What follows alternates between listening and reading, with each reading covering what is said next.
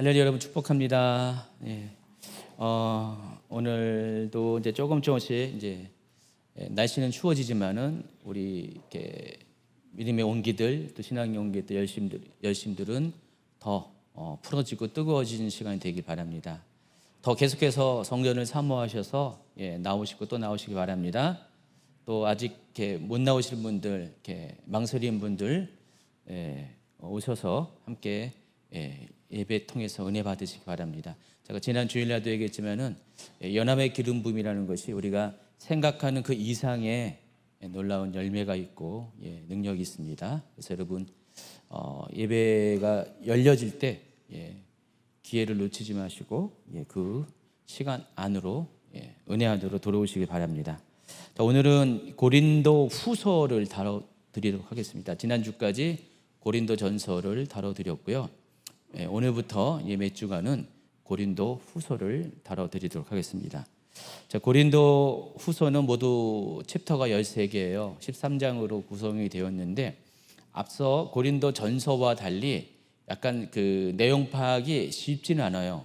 물론 고린도 전서도 상당히 어려운 축에 속했는데 거기는 이제 주제가 명료했어요. 왜냐하면은 사도 바울이 고린도 전서를 기록한 이유가 고린도 교회 안에 있는 여러 내부적인 문제들 또 여러 가지 궁금한 질문들에 대한 답변을 하는 형식으로 되어 있기 때문에 주제가 비교적 명확합니다. 그런데 이제 이 고린도 후서는 좀 그와는 달라요. 저는 사도 바울 개인적인 입장과 마음과 어떤 상황들 어떤 상황 가운데 사도 바울이 말하고자 하는 그런 내용들이 들어가 있기 때문에 고린도 전서보다는 내용 파악이 약간 쉽지는 않습니다. 그렇지만 내용 자체는 더 쉬워요.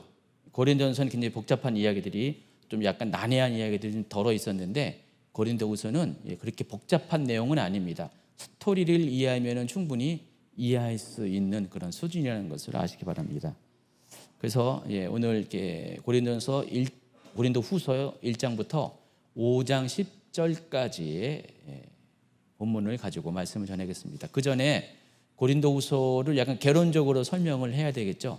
고린도 전서는 개론적인 이야기를 많이 다뤘지만은 오늘 이미 고린도서 개론에서 많이 다뤘던 내용들이 있기 때문에 굳이 다룰 필요 없고 고린도 후서와 관련된 몇 가지 이야기만 좀 다뤄드리고 곧바로 본문을 들어가도록 하겠습니다. 앞전에 고린도 전서는 제 3차 전도 여행 중에 AD 55년 봄경에 사도 바울 에베소에서 이렇게 기록한 편지입니다. 그래서 이 바울은 디모데편에 이 편지를 전달합니다. 그 흔적이 고린도전서 4장 17절과 16장 10절에 나와 있어요. 한번 보시면은 이로 말미암아 내가 주 안에서 내 사랑하고 신실한 아들 디모데를 너희에게 보내었으니 그가 너희로 하여금 그리스도 예수 안에서 나의 행사 곧 내가 각 교회에서 가르치는 것을 생각나게 하리라. 디모데가 이르거든 너희는 조심하여 그로 두려움 없이 너희 가운데 있게 하라 해서 이 편지가 디모데에 의해서 전달되었다는 그 내중이 이 안에 들어가 있습니다. 그러니까 고린도전서는 디모데 편에 사도 바울이 이 편지를 이렇게 들려서 보낸 겁니다. 그래서 디모데가 전달해서 그래서 읽게끔 했습니다. 자, 그런데 이 고린도전서가 전달된 이후에 고린도 교회 안에 여러 가지 이렇게 문제 중에 하나가 바울을 대적하는 자들이 일어났습니다. 그들이 누구냐면은 뒤에 이제 자세히 설명하겠지만은 거짓 교사들입니다. 율법주의를 따르는 거짓 교사들이 일어났습니다. 그래서 그들이 음해해서 바울과 고린도 교회의 관계를 소원하게 만들어 버렸어요. 점점 관계가 떨어지게끔 만들어 버렸습니다. 자, 이 상황 가운데 이번에는 바울은 디도를 보냅니다. 디도를 보내서 또 다른 편지를 써서 보내는데 이 내용이 그들의 행동에 대해서 경고하는 내용이에요. 질책하는 내용입니다. 위로하고 권면하고 그런 내용이 아니라 그들의 잘못된 행동에 대해서 준엄한 경고를 하는 내용입니다. 아쉽게도 이 편지는 전달되지 않아요. 지금 현재 이렇게 남아있지 않습니다. 고린도 전서와 후서 사이에 기록된 또 하나의 편지가 있다는 것입니다. 그래서 준엄한 편지, 눈물의 편지, 이런 식으로 별명이 붙는데, 자, 이걸 통해서 사도 바울은 고린도 교회를 경고를 하고 있습니다. 자, 그런데 그 내용은 이제 고린도후서 2장 4절, 7장 8절, 9절에 나와 있는데 한번 읽어주세요. 이 부분도. 지난번 편지는 여러 환난과 마음의 고통으로 인하여 많은 눈물을 흘리며 쓴 것입니다. 그러나 그 편지는 여러분을 슬프게 하려고 쓴 것이 아니라 여러분을 향한 나의 사랑이 얼마나 깊은지 알게 하려고 쓴 것이었습니다. 지난번에 쓴 편지로 인하여 내가 여러분의 마음을 아프게 하였지만 후회는 하지 않습니다. 여러분이 그 편지로 인해 잠깐이나마 마음 아파했다는 것을 알고는 나 자신도 후회를 하였지만 지금은 오히려 기뻐합니다. 그것은 여러분이 마음 아파해서가 아니라 여러분이 아파함으로 회개를 하게 되었기 때문입니다. 여러분은 하나님께서 원하시는 뜻대로 슬퍼하였으므로 우리 때문에 조금 더 상처를 받지 않았습니다. 자, 이것은 이제 준엄한 편지로 인해서 생긴 문제가 해결된 후에 사도 바울이 쓴 글이에요. 지금은 이제 이렇게 아무렇지 않게끔 이야기를 쓰지만은 실제로 준엄한 편지를 쓸 당시만 해도 사도 바울이 굉장히 마음이 막 무너지는 그런 상황이었습니다. 많이 힘들었어요. 아주 고민하다가 이 편지를 썼거든요. 그래서 편지를 써 보낸 다음에도요, 사도 바울 마음이 너무 힘들었어요. 그래서 노심초사하면서, 여기서 노심이란 것은 노gen 전사님 마음이죠. 노심초사하면서, 아니 항상 노심초사하시더라고요. 노심초사하면서 이제나 저제나 디도로부터 오는 소식을 기다렸습니다.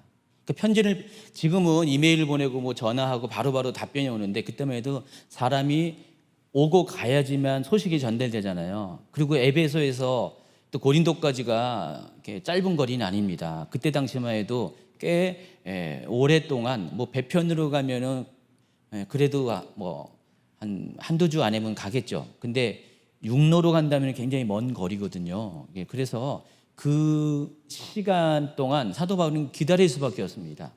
그래서 오매불망 디도가 돌아오기를 기다렸습니다.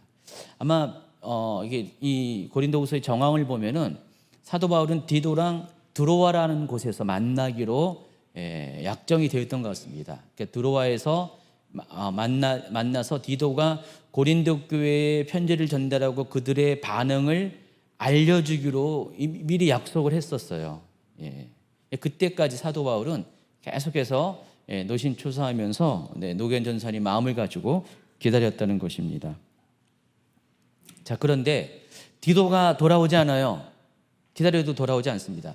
드로아에서 계속 기다리는데 디도가 돌아오지 않으니까, 자, 바다를 건너가지고 마케도니아 지역으로 직접 사도 바울이 일종의 디도를 마중 나가는 그런 형식으로 나갑니다. 물론 사도 바울이 그것만 가지고 가는 건 아니죠. 모든 사도 바울의 행동에는 다 복음전도 사역과 결부돼서 가는데, 그 중에 하나의 이유 중에 하나가, 그곳에 방문한 이유 중에 하나가 바로 디도를 찾으러 간 겁니다. 그러니까 드로아에 간 것도 복음전도 사역을 해서 갔지만은 그 편에 디도를 만나기로 한 거고요. 디도가 거기서 안 오니까 마케도니아로 직접 건너가게 됩니다.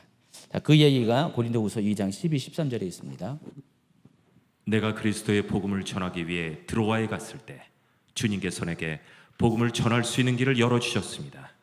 그러나 나는 그곳에서 내 형제 디도를 만나지 못하여 마음이 편치 못했습니다. 그래서 나는 그곳 사람들에게 작별 인사를 하고 마케도니아로 떠났습니다. 지도를 보면은 드로아가 어딘지 보이시죠? 자, 터키의 저쪽에 여러분 이게 에베소가 있고, 에베소 쭉쭉쭉쭉 서머나 버가모 더 올라가면은 그 그리스랑 가장 가까운 바다 쪽에 드로아가 있습니다. 그래서 저기서 이제 보통 제가 주일날 설명했잖아요. 에베소에서 배 타고 건너가든지 아니면 드로아에서 배 타고 건너간 당시 항로가 있었어요. 드로아에서 지금 대기하고 있었다는 것입니다. 근데 거기서 또 사역이 열려졌기 때문에 갔지만은 또 그 편에 거기서 돌아오는 디도를 만나기로 했는데 만나지 못했다는 것입니다. 그래서 마음이 편치 못했다라고 합니다. 여러분, 사역자가 사역은 해야 되는데 개인적인 어떤 문제, 또 사역과 연관된 어떤 관계 문제 때문에 마음에 짐을 지고 있을 때가 있거든요. 항상 사역자가 아무런 문제 없이 해피합니까요? 그러지 않습니다. 제가 보기에는 1년 365일 중에 아무런 문제 없이 시간을 보내는 게 한 열흘 될까? 항상 문제가 있어요. 이런저런 문제.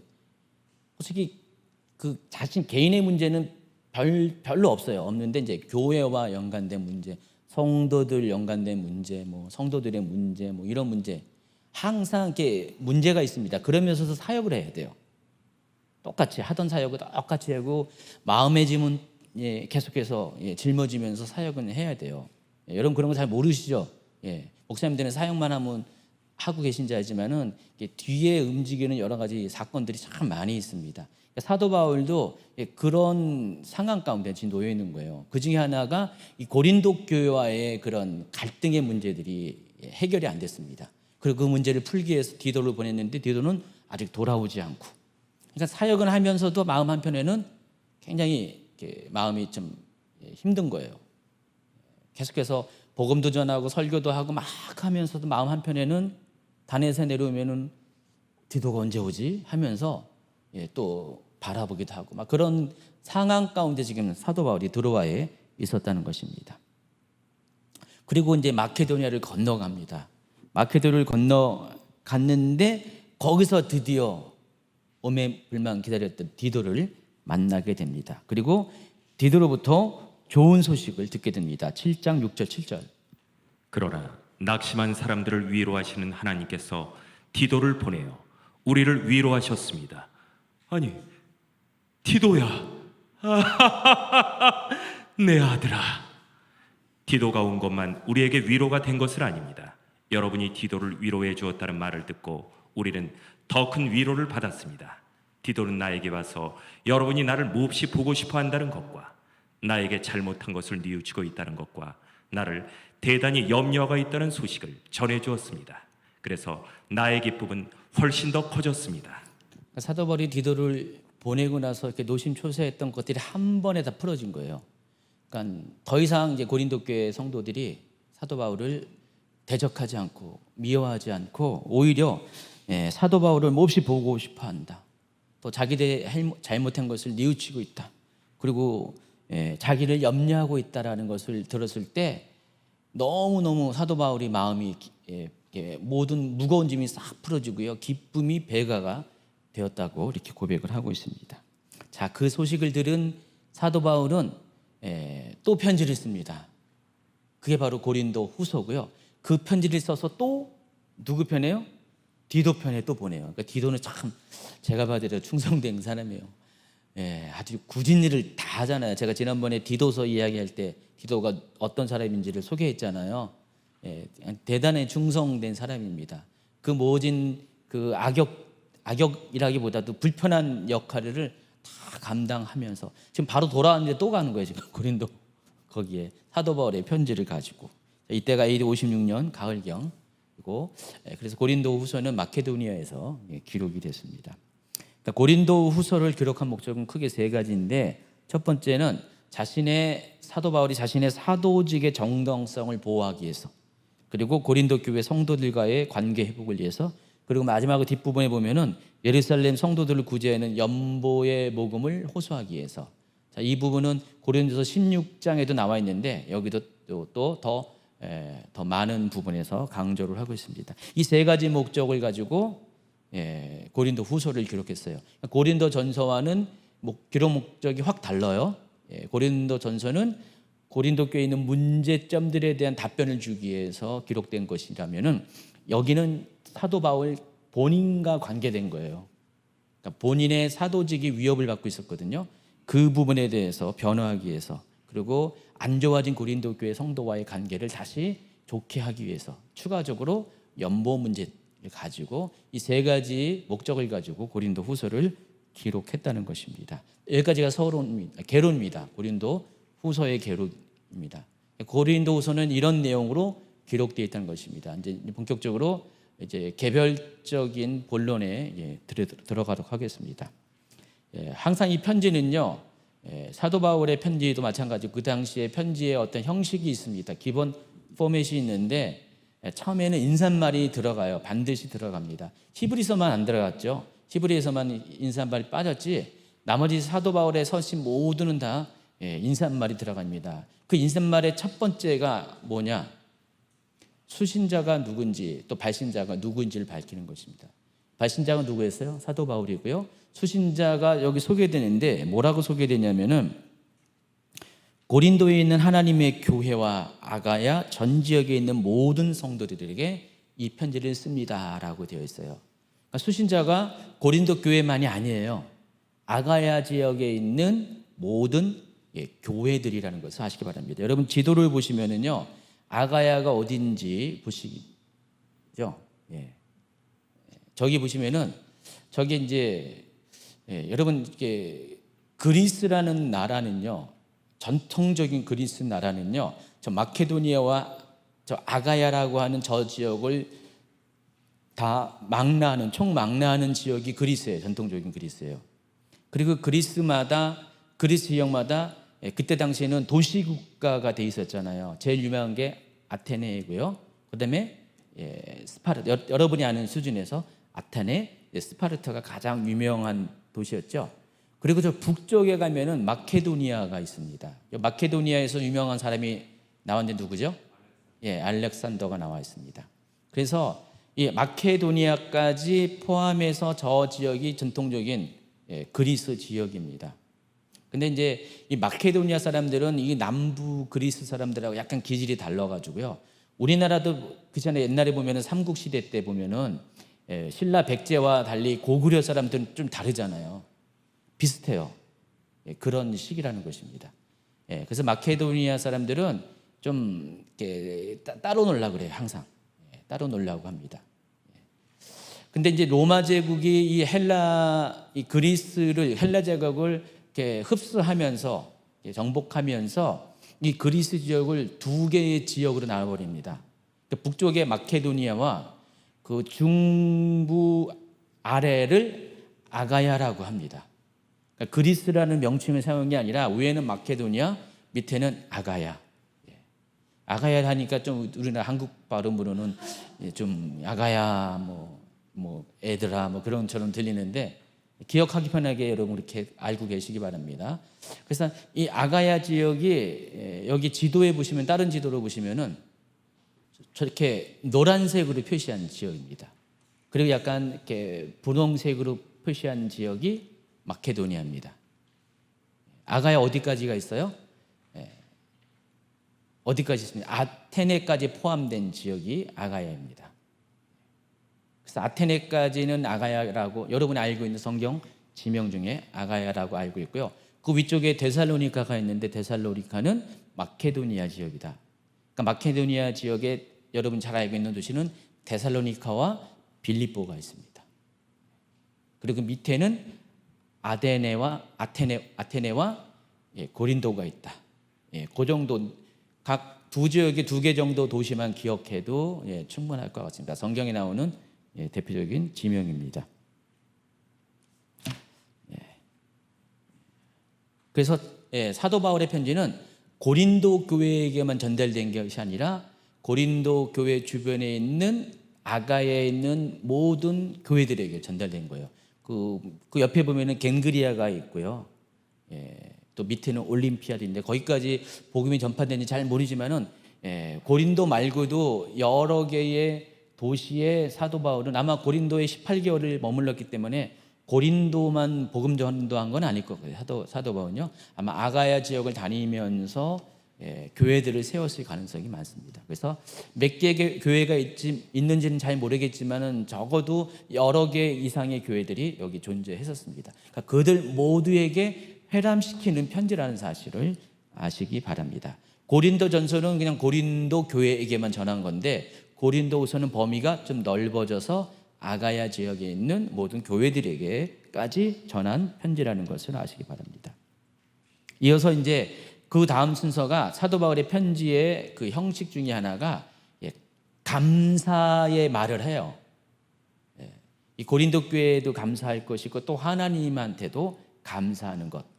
또 이렇게 몇 개의 편지, 뭐 가령 에베소 같은 편지 같은 경우는 하나님께 또 기도하는 내용도 길게 기도하는 내용들도 포함되어 있고요. 그런 식으로 감사가 그 뒤에 바로 따릅니다. 그래서 사도 바울은 자신이 겪은 환난 가운데 자신을 위로하신 하나님께 대한 감사의 고백을 먼저 하고, 또 아가야 지역교회가 그렇기 때문에 자신과 자신의 선교팀을 위해서 중보기도해 줄 것을 요청을 합니다. 그 내용이 3절부터 쭉 나와 있습니다. 먼저 3절 4절을 읽어주시기 바랍니다. 우리 주 예수 그리스도의 하나님과 아버지를 찬송합니다. 그분은 인자하신 아버지이시며 모든 위로의 아버지이십니다. 하나님은 우리가 여러 가지 환난을 당할 때 위로해 주셔서 우리가 하나님께 받은 위로로서 여러 환난을 당한 사람들을 위로할 수 있게 하셨습니다. 사도 바울은 자신이 겪은 환난의 의미에 대해서 이렇게 평가를 하는 거예요.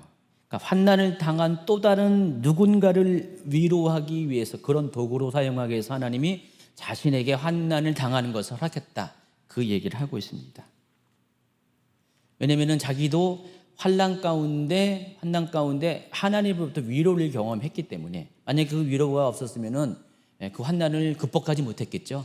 근데 하나님의 위로 때문에 그 환난을 통과했고, 그랬기 때문에 하나님 나에게 환난을 주신 이유 중에 하나는 또 다른 누군가 환난을 당한 자들을 위로하는 자로 나를 세우기 위해서 그것을 허락했다라고 그렇게 자신이 받는 환난을 그렇게 평가를 하고 있다는 것입니다. 그래서 사도 바울은 그리스도로 말미암아 고난이 넘쳐나는 것과 비례해서 또 그리스도로 말미암은 위로도 넘쳐나게 되는 원리를 체득하게 됩니다. 그러니까 사도 바울은 그 얘기하는 거예요. 내가 예수님 때문에 고난을 넘치도록 받았다면은 또 예수님 때문에 나는 또 위로도 넘치도록 받을 것이다. 이것이 원리다. 원리라는 것은 뭐죠? 계속해서 계속 반복되는, 어김없이 반복되는 겁니다. 그러니까 사도 바울의 이 삶과 사역 가운데 예수님 때문에 아주 고난을 많이 받았어요. 근데 그때마다 또 예수님 때문에 위로도 그만큼 받았다는 것입니다. 그런 의미에서 자기가 당한 이 고난, 사도 바울이 당한 이 환난이 결국은 지금 편지의 수신자인 고린도 교회 당신들을 위한 환난이다. 자, 그렇게 그 방향을 틀어갑니다. 5절부터 그리스도의 고난이 우리에게 넘쳐나는 것처럼 그리스도로 말미암아 받는 우리의 위로도 넘치게 되었습니다. 우리가 환난을 당한다면 이것은 여러분을 위로하고 구원받게 하기 위한 것입니다. 우리가 위로를 받는다면 그것도 여러분을 위로해 주기 위한 것입니다. 이 위로로 여러분은 우리가 당하는 고난과 동일한 고난을 받을 때 오래 참습니다. 여러분을 향한 우리의 소망은 확고합니다.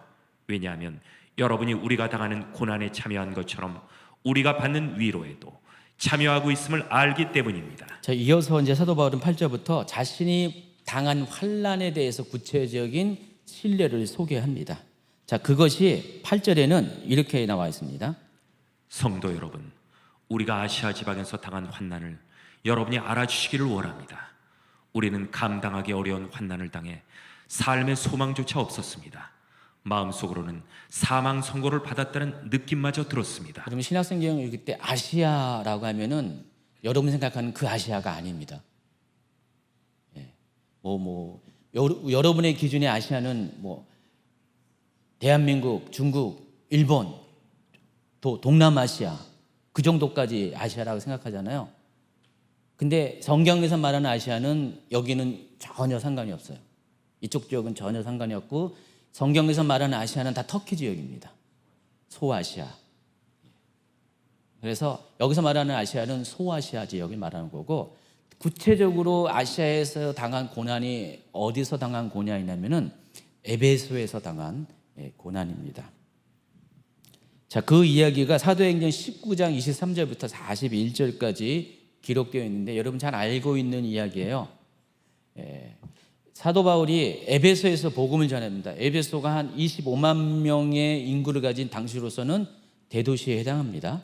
근데 이 에베소가 뭐가 유명했습니까? 아데미 여신 숭배로 유명했습니다. 아주 굉장히 큰, 당시에 7대 불가사의라고 불릴 정도로 큰 아데미 여신 신전이 있었어요. 그랬었는데 이 아데미 여신을 아주 그냥 정말로 도시 전체가 섬겼어요. 그래서 에베소는 이런 도시였어요. 아데미 여신에게 봉헌된 도시. 근데 매월 봄이 되면은 아데미 축제가 열리고요.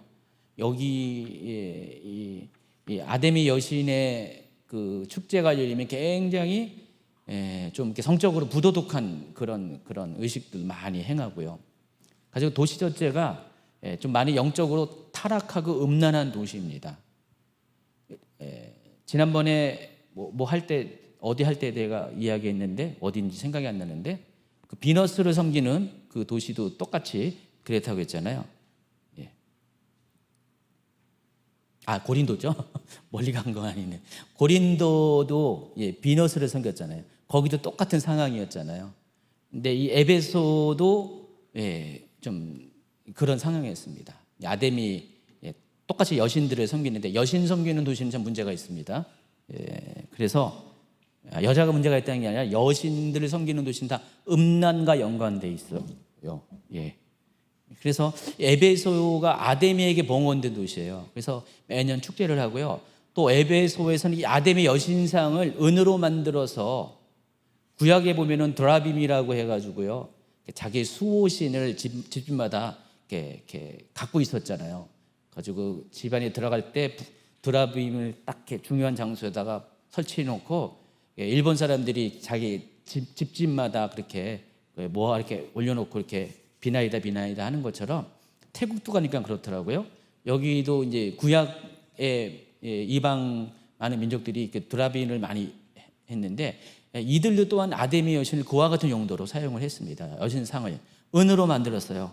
가지고 그게 거기서 제조돼 가지고 에베소는 물론이고 노마제국 전체에 다 팔려 나갔습니다. 근데 바울이 여기 와가지고요. 그때부터 복음을 전하면서 아데미 여신 숭배가 우상 숭배라고 막 그들 입장에서 막 떠들고 다니는 거예요. 그러니까 사람들이 이제 바울에게 전한 도를 믿는 사람, 예수 그리스도 영접한 사람은 전부 다 우상 숭배를 끊어버려요. 아데미 여신 숭배를 끊어버려요. 그러니까 어떻게 해요? 점점 장사가 안 되는 거예요. 그러니까 아데미 여신상을 팔아서 경제적인 이득을 누리던 사람들이 점점 장사가 안 되는 거예요. 그러니까 어떻게 되겠어요? 사람들 여러분 그 동네에서요, 이렇게 뭐 무슨 식당이 됐는지 뭐 막 장사가 막 안 돼요. 그게 만약에 교회 때문에 안 됐다. 그럼 어떻게 되겠어요? 교회 미움 받아요. 여러분 그래서 주변에 많이 팔아줘야 돼요.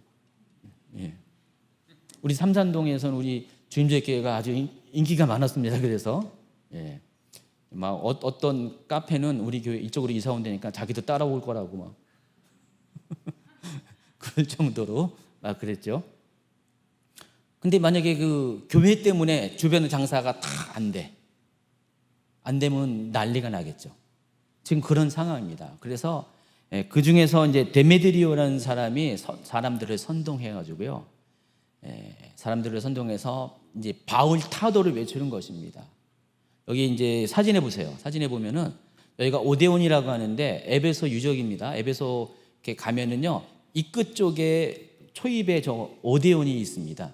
오데온이라는 것은 연극장을 말해요. 실내 연극장이에요. 지금은 이제 실외처럼 보이지만 당시에는 지붕이 있었어요. 그러니까 원형 경기장하고는 달라요. 원형 경기장은 저 아래 쭉 내려가면 있는데 거기 아고라 쪽에 이제 원형 경기장이 한 1, 2km 가면 있어요. 거기는 한 2만 5천 명 수용하는 큰 원형 경기장이 있고요. 여기는 한 4천 명 정도 수용하는 연극장입니다. 오데온이라고 부릅니다. 이 오데온에 사람들을 막 불러 모으는 거예요. 모든 에베소 사람들 막 오세요 하면서 데메드리오가 사람들을 선동해가지고 사람들이 그래서 막 이렇게 선동해서 오는 거예요. 어떤 사람들은 왜 오는지도 모르고 막 몰려드는 거예요. 그때 거기서 뭐예요? 바울 타도를 외치는 거예요. 수천 명의 사람들이 바울 죽일러 하면서 막 이렇게 막 함성을 지르면서 막 그렇게 오세요, 여러분. 여러분이 그 장소에 한번 있다고 생각해 보세요.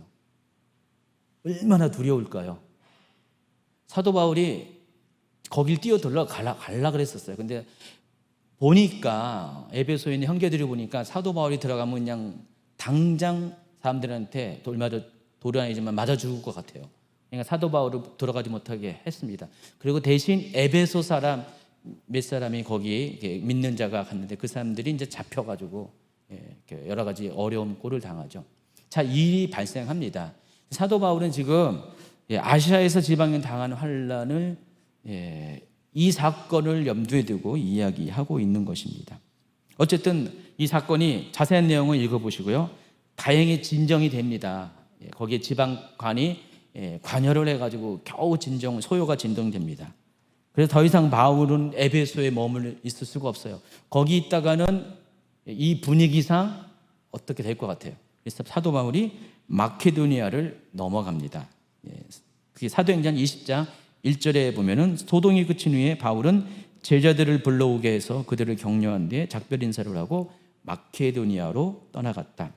그래서 사도 바울은 이 사건을 고린도전서 15장 32절에는 에베소에서 맹수와 더불어 싸웠다는 그런 표현으로 회고를 합니다.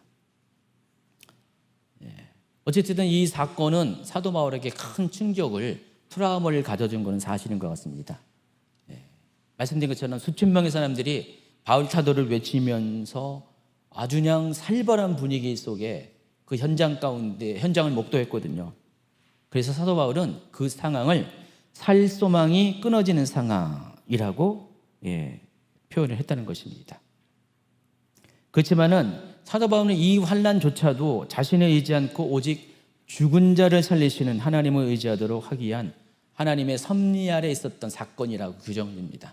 아까 처음에 얘기한 것처럼 모든 환난은 또 다른 환난 당한 사람을 위로하기 위한 하나님의 섭리라고 했잖아요. 그와 같은 측면에서 하나님을 의지하도록 만든 사건이었다. 그렇기 때문에 하나님은 무서운 죽음의 위기에서 자신을 구원하였으며 앞으로도 계속해서 구원해 주실 것을 믿는다는 고백을 9절 10절에서 하고 있습니다. 읽어주세요. 그러나 이렇게 된 것은 우리 자신을 의지하지 않고 죽은 자를 살리시는 하나님을 의지하도록 하기 위해서였습니다. 하나님께서는 이렇게 무서운 죽음의 위기에서 우리를 구원하셨으며 앞으로도 구원하실 것입니다.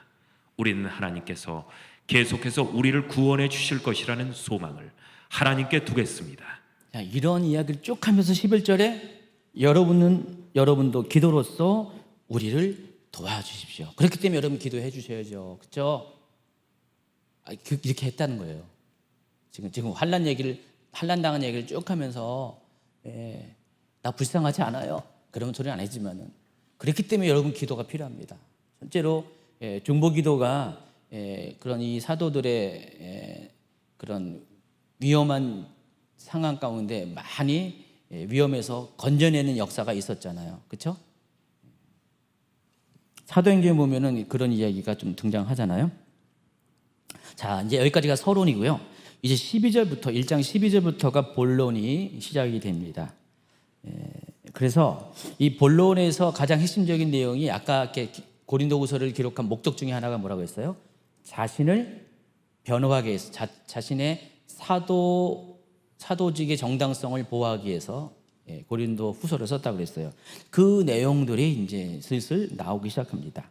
먼저 바울은 당시 고린도 교회 성도들이 바울에 대해 갖고 있는 몇 가지 오해를 풀기 위해서 자신을 변호하는 이야기를 이야기합니다. 그 내용이 1장 12절부터 2장 13절까지 기록되어 있어요. 당시 고린도 교회는 바울에 대해서 몇 가지 오해를 갖고 있었는데 첫 번째가 한번 읽어보세요. 바울의 행동이 불성실하다. 또 바울의 편지가 진실하지 못하다. 바울은 고린도 방문 계획에 대한 약속을 지키지 않았다. 자, 이렇게 바울에 대해서 세 가지 오해를 가지고 있었습니다. 그래서 그 오해를 풀기 위한 내용들이 고 12절 이하의 내용이라는 것을 아시기 바랍니다. 바울은 항상 한 가지, 딴 건 몰라도 한 가지 자기가 떳떳하게 생각하는 것이 한 가지 있습니다. 그 이야기가 23장 1절에 있어요. 사도행전. 바울이 유대 공의회를 똑바로 쳐다보며 말했습니다. 형제 여러분, 나는 이날까지 하나님 앞에서 선한 양심을 가지고 살아왔습니다. 이런 거예요. 여러분, 딴 건 몰라도요, 나는 한 가지 여러분에게 확실하게 말씀드리고 싶은 게 있어요. 나는 이런 사람입니다 하면서 뭐라고요? 나는 이날까지 하나님 앞에서 선한 양심을 가지고 살아왔습니다. 딴 건 몰라도 나는 이거 하나만큼은 떳떳합니다. 내 양심에 걸고 이야기하고 싶습니다. 사도 바울은 그 얘기를 하고 있어요. 그래서 그 똑같은 이야기를 고린도후서 1장 12절에 합니다. 읽어주세요. 우리의 자랑은 이것입니다. 이에 대해서는 우리의 양심이 증언합니다. 우리는 하나님께로부터 오는 정직함과 성실함으로 세상의 지혜가 아니라 하나님의 은혜를 따라 세상에서 저신했습니다. 특히 여러분을 대할 때는 더욱 그러했습니다. 그러니까 고린도 성도들을 대할 때는 자기는 사도행전 24장 1절인 것처럼 정말 양심껏 떳떳하게 성실하게 진실하게 정직하게 하나님의 은혜를 따라서 처신하는 삶을 살았다. 특히 당신들한테는 그렇게 살았다. 그 얘기를 하고 있습니다. 그리함으로써 바울은 우유부단하고 불성실하다는 그의 편지, 불성실하고 그의 편지는 거짓되다라고 하는 그렇게 사도 바울을 비난하는 사람들에 대해서 자기 스스로를 이렇게 먼저 변호하면서 말을 시작합니다. 그리고 15절에는요, 곧바로 어떤 이야기를 하냐면은 제일 화두가 된 게 실은 사도 바울이 고린도를 방문하려고 했다가 안 갔거든요. 빵꾸를 낸 겁니다. 스케줄을 빵꾸를 낸 거예요. 그래서 고린도 사람들이 화가 난 거예요. 아니 사도가 돼가지고 약속도 안 지키고 저렇게 즉흥적으로 결정하고 즉흥적으로 또 취소를 하냐, 저게 사도냐, 막 이런 식으로 어떤 사람들이 사도 바울에 대해서 이렇게 비난을 한 거예요. 그러니까 성도들이 듣다 보니까 그러네, 듣고 보니까 좀 그 사람 좀 못돼 먹었네, 막 이렇게 웅성웅성 거리기 시작한 거예요. 자, 그 문제를 꺼내대기 시작합니다. 15, 16절. 나에게 이러한 확신이 있었기에 처음에 여러분을 방문할 계획을 세웠던 것입니다. 그러면 여러분은 은혜를 2배로 받게 될 것입니다. 나는 마케도니아로 가는 길에 여러분을 방문하고 마케도니아에서 다시 돌아오는 길에 여러분에게 들러 여러분의 도움을 받아 유대로 갈 계획이었습니다. 아까 12절에는 자기는 정직함과 성실함으로 여지껏 살아왔다. 딴 건 몰라도 나는 거짓말하지 않았다. 이렇게 얘기한 거예요. 그런 측면에서 나는 나 자신에 대해서 그렇게 확신했기 때문에 내가 여러분에게 처음 방문할 계획을 세울 때 여기는 뒷부분에 나오나 인간적인 동기로 한 거 아니다. 즉흥적으로 한 것이 아니다. 나는 신중하게 방문 계획을 잡고 원래는 거기 가려고 했었다. 그런데 이런 상황이 생겼다라고 이야기를 하는 것입니다. 이거예요.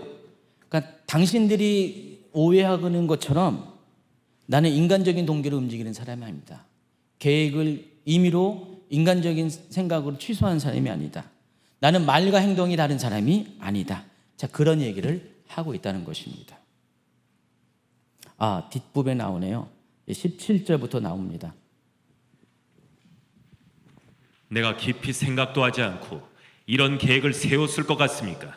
인간적인 동기로 계획을 세워 마음으로는 아니오라고 생각하면서 말로는 예 그렇습니다라고 할 것 같습니까? 하나님께서 신실하신 것처럼 우리는 여러분에게 예라는 말로 아니오라는 말을 동시에 하지 않았습니다. 실로아노와 디모데와 내가 여러분에게 전했던 하나님의 아들 예수 그리스도는 예라고 하면서 동시에 아니오가 되시는 분이 아니셨습니다. 그분에게는 항상 예만 있었습니다. 하나님의 모든 약속이 그리스도 안에서 예가 되었습니다. 그러므로 우리는 그리스도를 통해 아멘이라고 함으로써 하나님께 영광을 돌립니다. 어제 이제 그 은사활성화 팀 이렇게 졸업여행 갔는데 차 안에서 이 얘기를 화두로 최 목사님이 꺼냈어요. 어제 큐티 내용이 본문이 이건데 그래서 우리가 적용해야 된다고, 예 아니면 아니어야 된다고 하면서 어제 뭐 할 때마다 둘 중에 하나 택하라고, 예냐 아니어냐 즉흥적으로 적용하는 시간이 가졌는데, 사도 바울이 하고 싶은 말은 그겁니다. 그러니까 믿음의 사람은 예수님이 그런 것처럼, 예수님은 늘 언제나 글쎄요라는 단어는 안 썼다는 거예요. 하나님 앞에서. 예 아니면, 그러니까 하나님 앞에서 무조건 예. 예. 아니어도 아니죠. 예. 그런 삶을 살았다는 것입니다. 그래서 우리에게 분명하게 얘기하라는 거예요. 예 아니면은 아니요를 결정하라는 것입니다. 예. 그 사도 바울은 여지껏 그렇게 살아왔다는 것입니다. 자신의 성실성을 자신은 누구한테 배운 게 아니라 바로 예수님이 그렇기 때문에 나도 그러한 삶을 살았습니다. 예수님이 예 했기 때문에 나는 아멘입니다 라는 그런 삶을 살았습니다. 그래서 하나님 그걸 통해서 영광을 누리는 살았습니다 라는 그 얘기를 하고 있다는 것입니다. 이어서 21장 전반부에는 여러분과 우리를 그리스도 안에서 굳게 세우시는 분은 하나님이십니다. 앞에 그렇게 얘기하고 하나님께서는 고린도 교회 성도와 자신을 하나 될 수 있도록 꽁꼭 묶어주셨다. 그 얘기를 합니다. 그러면서 후반부부터 여러분이 잘 알고 있는 내용을 이야기합니다. 21절 후반부부터 22절. 하나님께서는 우리에게 기름을 부으시고 우리가 그분의 소유라는 표로 인을 치시고 그 보증으로 우리 마음에 성령을 주셨습니다. 개역개정을 안 읽으니까 약간 낯설은 문장 같아요. 개역개정을 읽어보면은 여러분 잘 알고 있는 내용이에요. 고린도후서 1장 21, 20은 굉장히 유명한 성경 구절이고 또 많이들 외우는 건데, 근데 이것을 문맥으로 보면 어떤 의미인지를 여러분 아셔야 돼요. 그러니까 그거만 딱 잘라서 보면은 그렇게 여러분 알고 있는 그런 내용인데, 이것을 문맥 안에서, 스토리 안에서 이것을 봐야 돼요. 오늘 그렇게 볼 것들이 여러 가지가 있습니다. 좀 이따 다 소개하겠지만은, 그러니까 여러분이 알고 있는 그 뉘앙스와 문맥에서 보는 건 약간 달라요. 지금 사도 바울이 이 말을 한 이유가 뭐냐면은, 하나님께서는요 주의 일을 감당하는 자에게 먼저 어떻게 해요? 기름을 부으시잖아요. 그러니까 왕과 제사장과 선지자 같은 경우는 기름을 부으시죠. 그래서 직분자를 세우죠. 이게 보통 하나님이 사람을 세울 때 방법이에요. 근데 사도 바울은 여기 한 가지 더 추가해요. 저게 뭔가요? 사도 바울 당시에 아주 중요한 문서, 편지 같은 경우는요, 이렇게 편지를 쓴 다음에 껌 비슷한 거죠. 그때 당시 이렇게 촌농 비슷한 그런 걸로 해가지고 저렇게 이렇게 편지의 접합 부분에다가 딱 붙여놓고요. 보통 자기의 가문의 도장, 우리 측으로 말하면 인감 도장 같은 그런 게처럼 반지를 보통 이렇게 반지를 껴요. 반지를 꽉 눌러요. 이렇게 가문의 반지를 누르면은 이게 도장처럼 되는 거예요. 저렇게 해서 인봉을 하는 것입니다. 여러분 계시록에 보면은 5장에 보면은 보좌에 앉으신 하나님께서 두루마리를 오른손에 들고 계시는데 7인으로 봉해진 두루마리를 들고 계세요. 저 똑같이 저런 식으로 7번 이렇게 인봉을 7번 했다는 것입니다. 그 두루마리 말하는 겁니다. 저런 식으로 하나님께서 한 사람을 세울 때, 한 직분자를 세울 때 기름만 부어 세우는 것이 아니라 이렇게 인을 쳐셔가지고 확실하게 공문서를 보증하는 게 저렇게 인봉 작업인데 확실하게 하시고, 거기까지 끝나는 것이 아니라 그 보증을 우리 마음에 성령을 주셨다. 성령께서 너는 하나님의 종이야, 하나님의 기름 부음 받은 자야, 하나님의 사명자야라는 것을 계속해서 이렇게 생각나게 하시고 이끌어 가시는 역할을 하시도록 성령까지 주셨다. 이렇게 이야기를 합니다. 이 이야기를 하는 이유가 하나님께서는 바울의 사역을 이와 같이 삼중적인 장치를 통해서 확인시켜 주셨다는 것입니다. 그러니까 사도 바울의 사도직은 그냥 된 것이 아니라 하나님께서 기름 부으시고 인을 치시고 또 성령 보증으로 성령까지 내주하게 하셔가지고 확실하게 너는 사도다라고 인정해 주신 그런 직분이라는 것입니다. 그래서 23절에 보니까 하나님을 내 증인으로 모시고 말하는 것인데, 이와 같이 하나님이 이렇게 하셨기 때문에 내가 고린도에 가지 않는 것은 내가 성실하지 못해서 그런 것이 아니라 여러분을 아끼는 마음 때문에 그런 것이다 라고 이야기하는 거예요. 여러분 문맥에서 이것을 어떻게 하냐요? 아까 얘기했잖아요. 나는 선한 양심으로 이 나이 때까지 살아왔습니다. 나는 정직감과 신실함으로 하나님의 은혜로 살아왔습니다. 그와 마찬가지로 나는 그냥 대충대충 이렇게 주의 일을 하는 것이 아니라 하나님께서 나를 이렇게 세 가지 방식으로 나를 보증하셔가지고 확인시켜가지고 세움을 받은 사람인데, 내가 그런 사람인데 내가 이렇게 허튼 말 하는 것이 아니고 약속을 못 지키는 것이 아니라 나는 이유가 있어서 그럴 수밖에 없었다, 그 얘기를 하는 것입니다. 그래서 내가 고린도에 가지 않는 이유는 여러분 때문에 그렇습니다. 좀 이따가 그 사실이 왜 그런지 나옵니다. 바로 이어서 나옵니다. 그리고 24절에 보니까 또 이런 말을 합니다. 읽어주세요. 또한 여러분의 믿음을 우리 마음대로 지배하려고 했던 것도 아닙니다.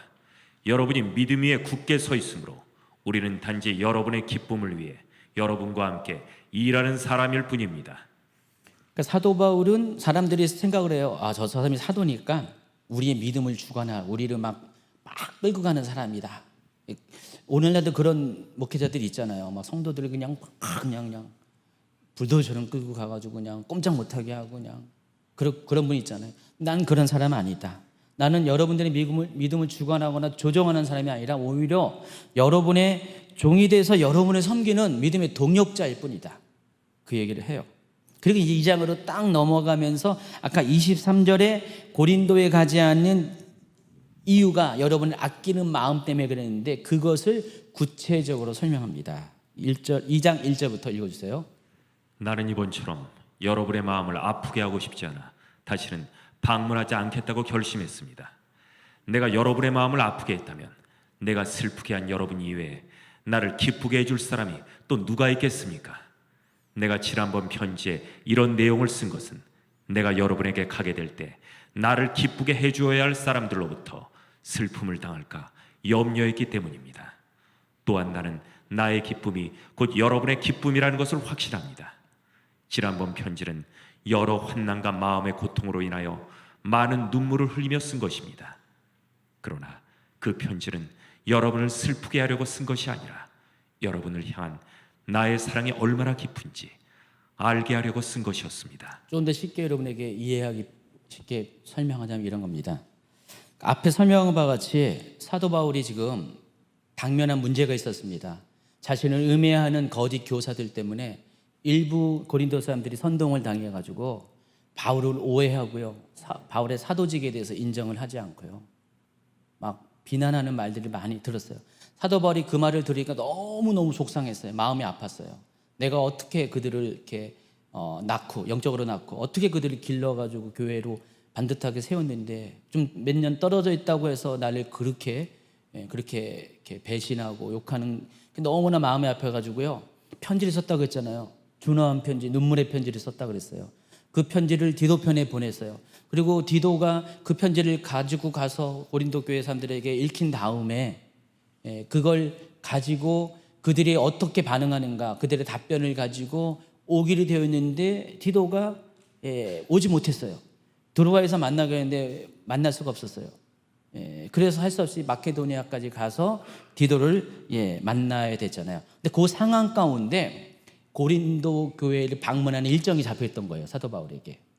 아직 디도를 만나지 못한 상황에서, 고린도 교회 상황이 어떤지를 확실하게 알지 못하는 상황에서 그 날짜가 고린도에 가야 될 날짜였었어요. 사도 바울이 망설인 거예요. 가야 되나? 말아야 되나? 아직도 이 사람들이 나를 그렇게 생각하는 거 아닌가?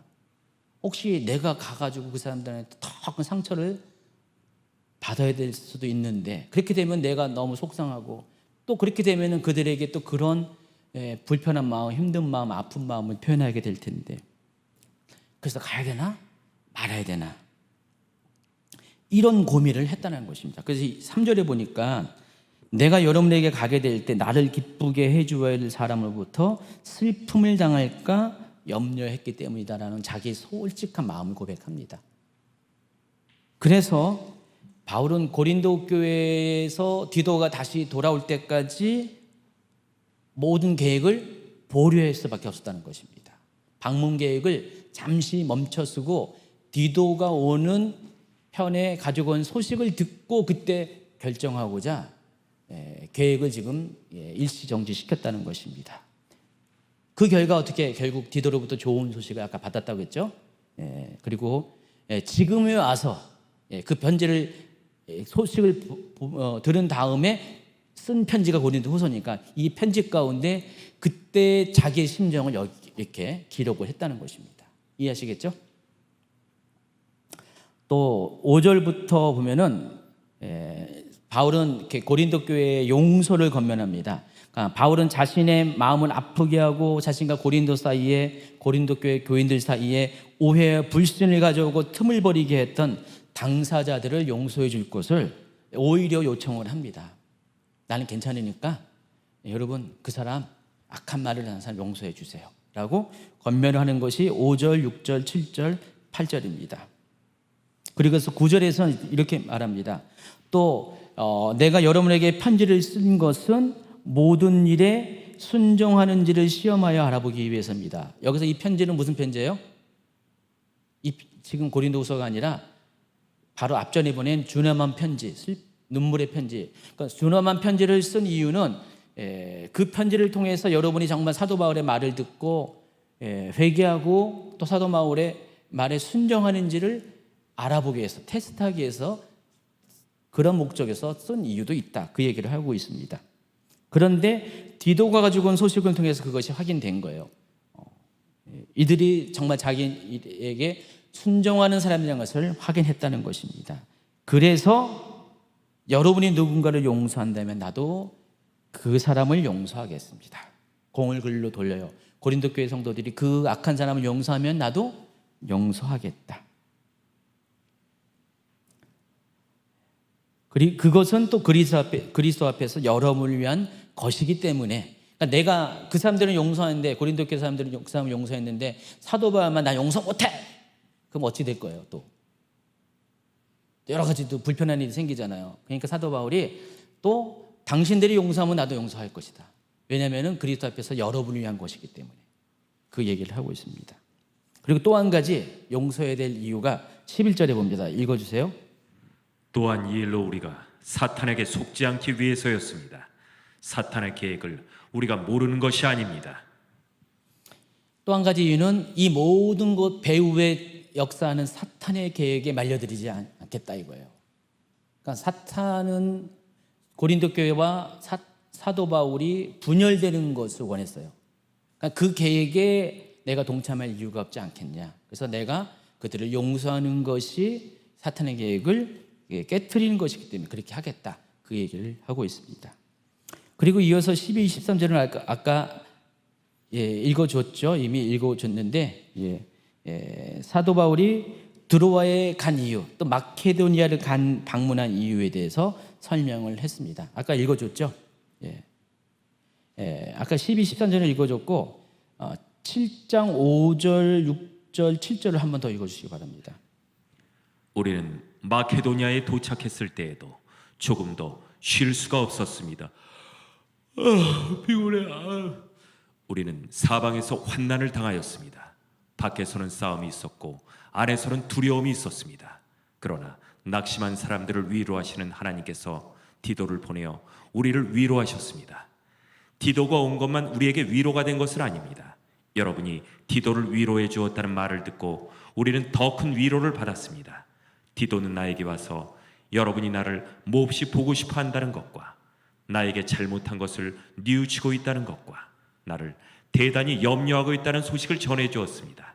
그래서 나의 기쁨은 훨씬 더 커졌습니다. 여기 표를 보세요. 한번 표 좀 보여주시면은.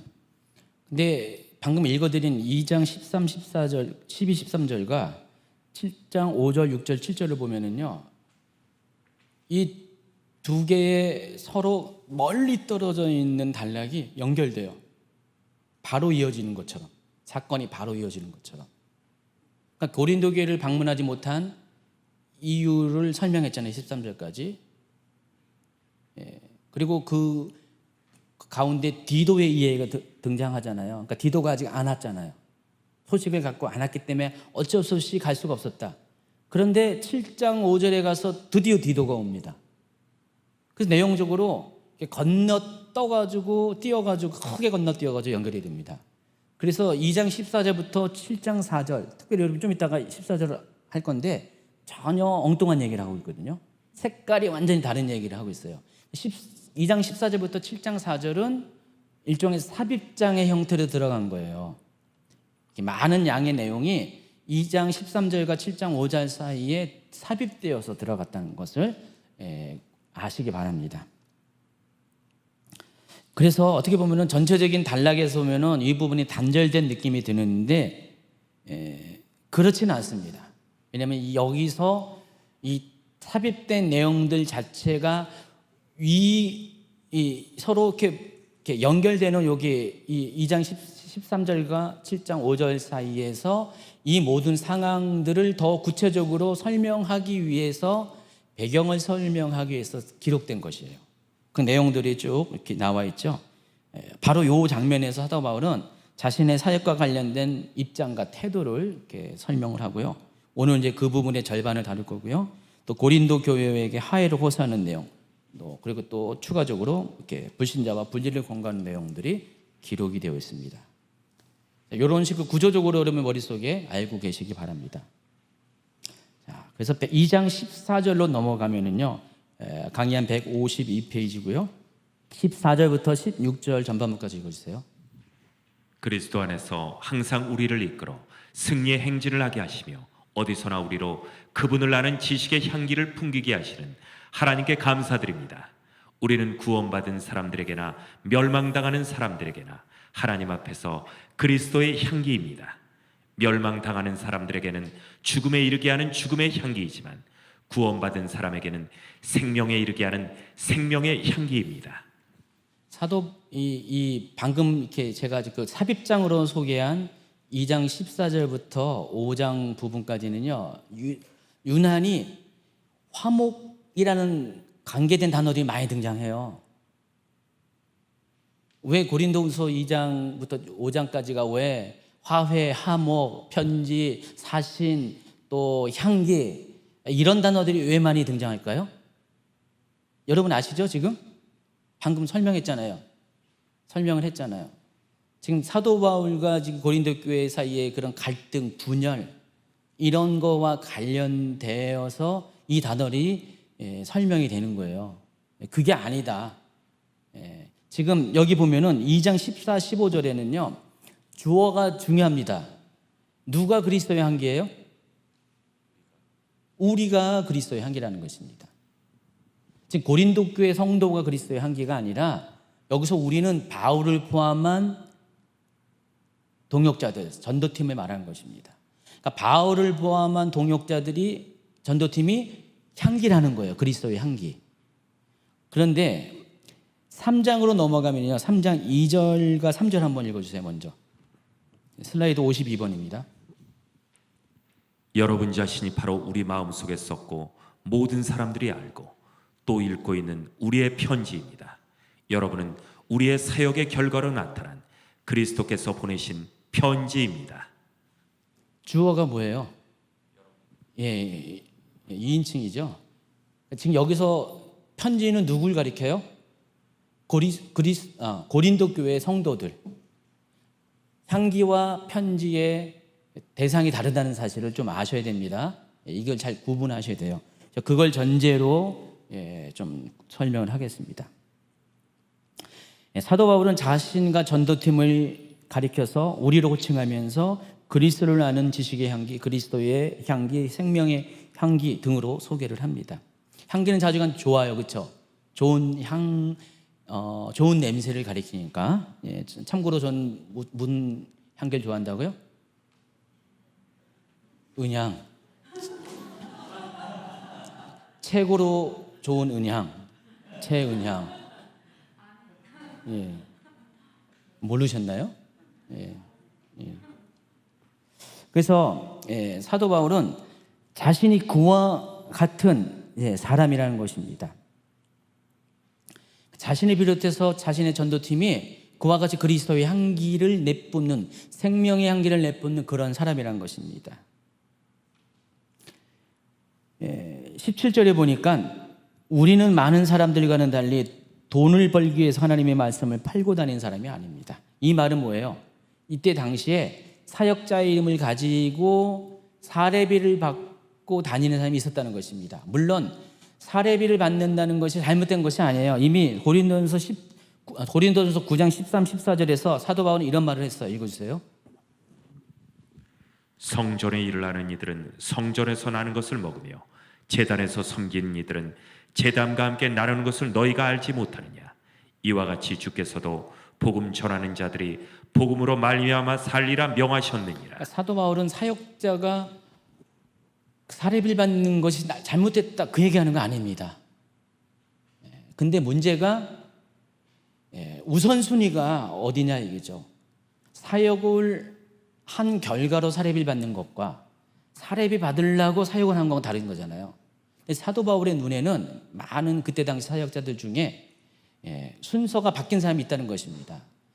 사역의 권리가 사례비를 받은 것이 아니라 사례비 받으려고 그래서 돈 벌기 위해서 사역하는 사람이 있었다는 것입니다. 한두 명이 아니라 다수가 그랬다는 것입니다. 난 그런 사람 아니야. 지금 그 얘기하는 거예요. 지금 사도 바울이. 사도 바울은 이미 고린도 전서에서 자기의 자비랑 사역에 대해서 설명을 했잖아요. 자기가 왜 뭐 게바처럼 베드로처럼 자매된 아내를 데리고 다니는 권위 없겠냐 뭐 하면서 자기도 뭐 이렇게 아까 그 얘기 하면서 나오잖아요. 사례비 받을 권위 없겠느냐 하면서 다 권리가 있음에도 불구하고 자기는 하나님 영광을 위해서 독신을 선택했고 하나님 영광을 위해서 자기는 혹시라도 그것 때문에 시험 들 사람이 있을까 해서 너무 완벽주의라서 문제예요. 사도 바울 그렇죠. 혹시라도 그냥 자기 때문에 시험 들 사람이 있을까 해서 아예 자기는 사례비 안 받고 자기가 잘하는 게 있으니까 장막제인 요즘 같은 건축업자죠. 텐트 메이커로 주중에는 그거 하면서 주말에는 사역을 하겠다. 그렇게 살겠다. 그 얘기하는 거예요. 근데 모든 사역자가 나가서 살지 말라. 그럴 필요는 없다. 그 얘기하는 겁니다. 그게 잘못된 것은 아니라는 것입니다. 사도 바울의 그 결벽성이 그렇게 자기 인생을 그렇게 살아가는 거예요. 결혼도 안 하게 하고요. 어쨌든 사도 바울은 자기는 그런 사람이라는 거예요. 돈 받고 일하는 사람이 절대도 아니라는 것입니다. 그러면서 그런 사람을 가리켜서 하나님 말씀을 혼잡케 하는 사람이라고 합니다. 개역개정에는 2장 17절을 읽어주세요. 개역개정으로. 우리는 수많은 사람들처럼 하나님의 말씀을 혼잡하게 하지 아니하고. 여기까지요. 그런 사람을 가리켜서 하나님 말씀을 혼잡하게 하는 사람이다라고 이야기합니다. 그리고 이제 3장으로 넘어가면서 3장은 이번에는 고린도 교회 성도들을 가리켜서 당신들이야말로 우리의 편지다. 그리스도께서 우리를 위해서 보내신 편지다라는 호칭을 합니다. 2절, 3절을 읽어주세요. 여러분 자신이 바로 우리 마음속에 썼고 모든 사람이 알고 또 읽고 있는 우리의 편지입니다. 여러분은 우리의 사역의 결과로 나타난 그리스도께서 보내신 편지입니다. 우리를 위해 보낸 것이 아니라 우리의 사역의 결과로 나타난 그리스도께서 보내신 편지입니다. 근데 사도 바울이 고린도 교회 성도들이 이렇게 호칭한 이유가 있어요. 괜히 부른 게 아니에요.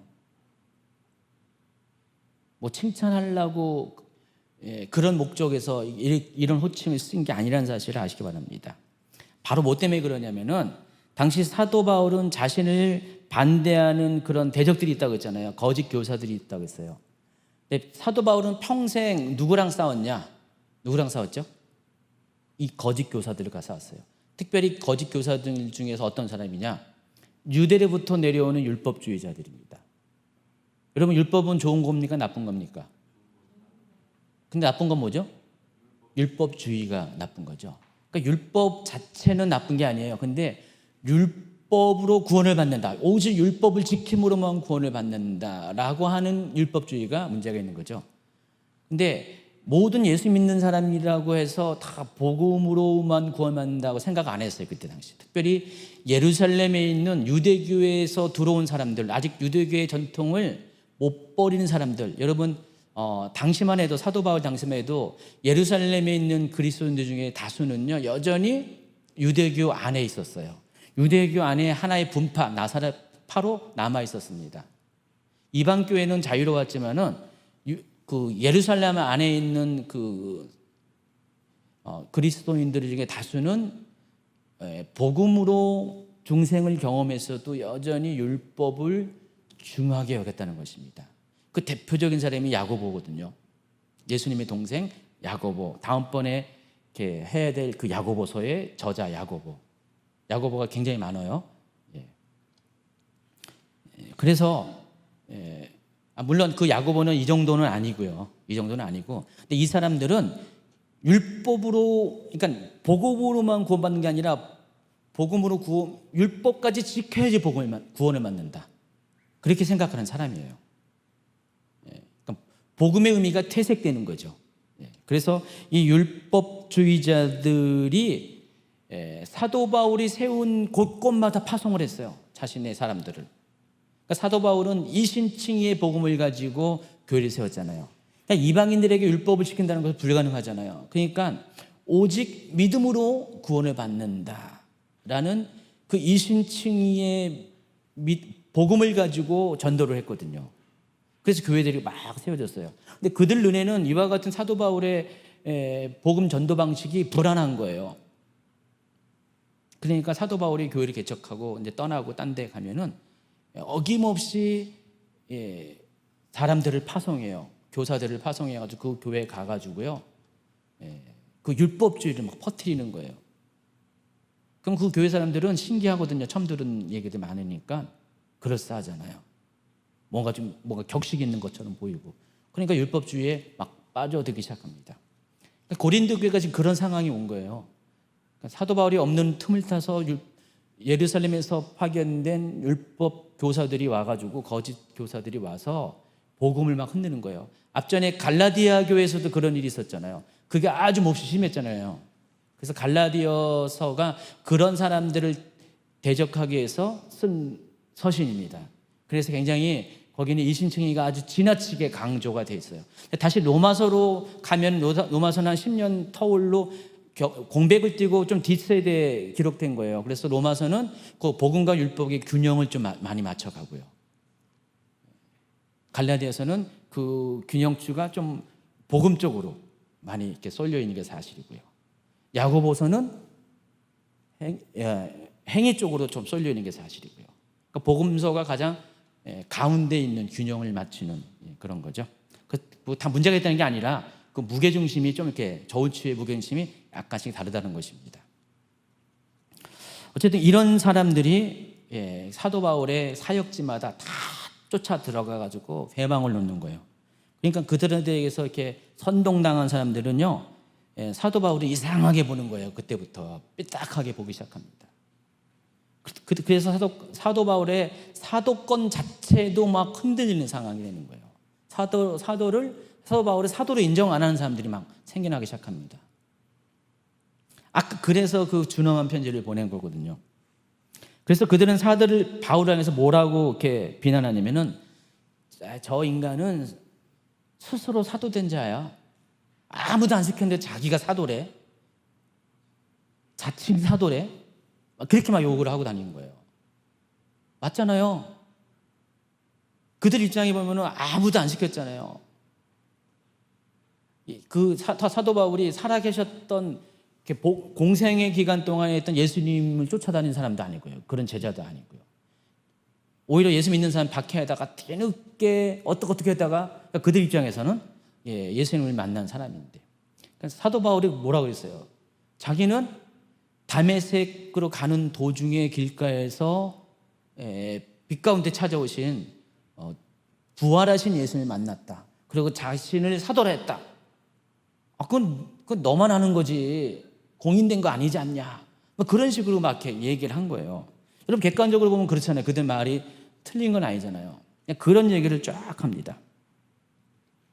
또 사도 바울에게는 변변한 학력이 없었어요. 그들 입장에서는.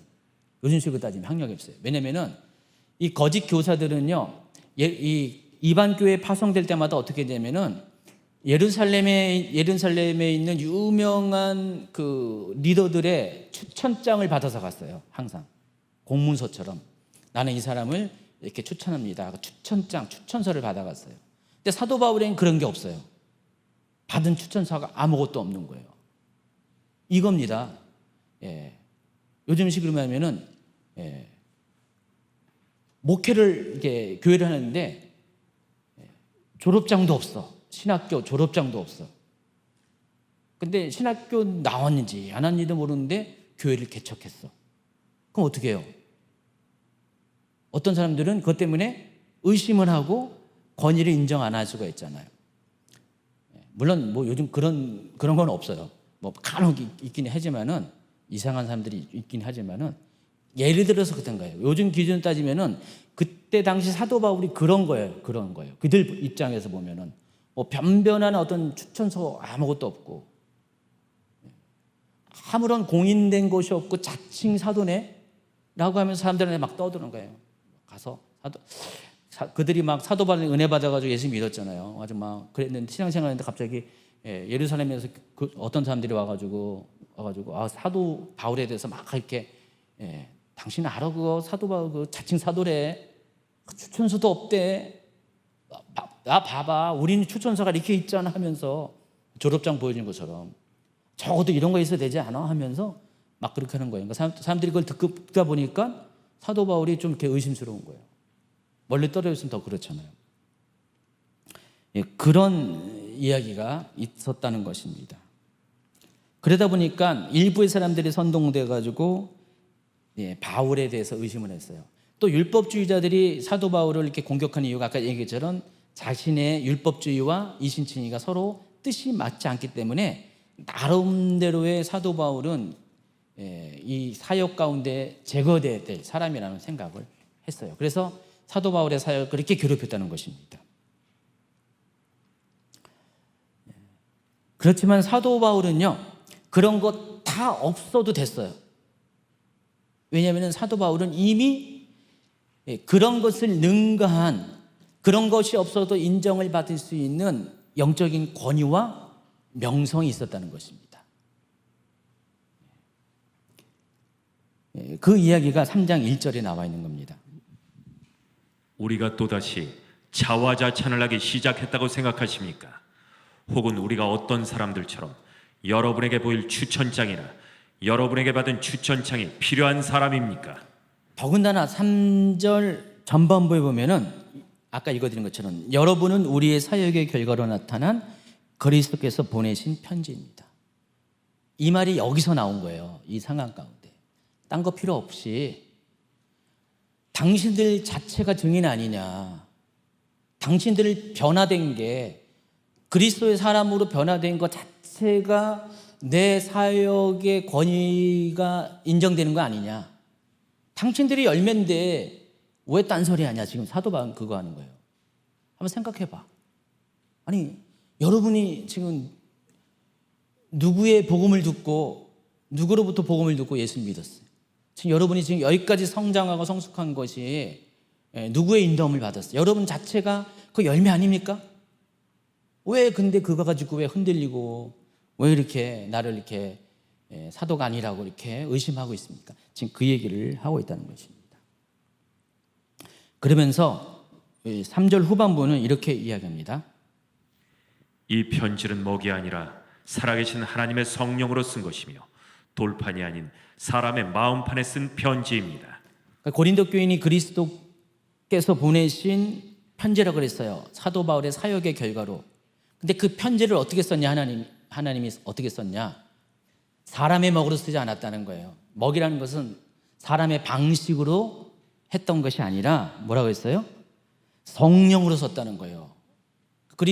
고린도 교회 성도들이 예수 믿은 게 성령께서 한 거지 사람의 방식으로 예수 믿은 게 아니라는 거예요. 돌판이 아닌 사람의 방식으로 돌판에 먹으로 쓴 게 아니라 사람의 마음판에 성령으로 쓴 것이다. 그 편지가. 다시 말해서 여러분은 인간적인 방법으로 예수 믿은 게 아니라 여러분은 하나님의 성령께서 여러분을 감동해가지고 예수 믿게 한 것이고, 바로 그것 자체가 증거가 아니겠냐, 여러분이 증인이 아니겠냐, 그 얘기를 하는 것입니다. 4절 5절. 우리는 그리스도로 인하여 하나님 앞에서 이러한 확신이 있습니다. 우리는 이런 일을 할 수 있는 자격이 우리에게 있다고 생각하지 않습니다. 우리의 자격은 하나님께로부터 나옵니다. 이 상황에서 더 겸손하게 이렇게, 그럼에도 불구하고 이 모든 것에 내가 자격이 있는 게 아니라 모든 자격은 하나님께로 나옵니다. 다시 말해서 하나님 말이 바울의 보증서이시고 추천서라는 것입니다. 그래서 사도 바울은 아무리 거짓 교사들이 유명한 사람부터 받은 추천서를 가지고 막 자기를 막 비방하면서 비교하면서 자기 권위를 깎아내린다 할지라도 그들이 갖고 있는 먹으로 쓴 이 추천서와 하나님이 나에게 주신 성령을 주신 이 권위의 추천서는 차별적인 것이다. 여러분도 그거 알고 있지 않느냐? 근데 왜 딴소리 하냐? 참, 그 얘기를 하고 있습니다. 더 약간 복잡한 얘기를 쭉 들어갑니다. 6절, 7절, 8절. 하나님께서는 우리에게 문자가 아니라 성령의 언약인 새 언약의 일꾼에 합당한 자격을 주셨습니다.